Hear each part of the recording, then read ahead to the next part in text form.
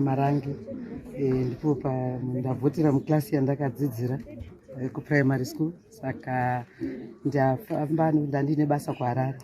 Ndafamba ndichiona vanhu mune runyararo runoshamisa muZimbabwe, runodadisa, runoratidza kuti vana veZimbabwe vakuziva zvavanoda, vanovhota murunyararo. Kwese kwandapfuura ndaona maqueues nekuratidza kuti vanhu vari kuda kuisa mutungamiri wavanoda kuti ava vava mutungamiriri for the next 5 years. Vana veZimbabwe vakawana democracy yakakwana musoro mavo, vakuziva zvakakwana musoro mavo, nekuti hapana pandamboona pane bopoto, pane noise, zvese kwakanyarara.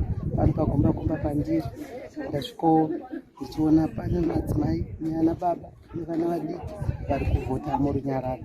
Zvinoratidza kuti vana veZimbabwe vakura munyaya dzedhemokirasi. Saka tinozvikudza zvikuru kuti maelections edu ari kufamba zvakanaka.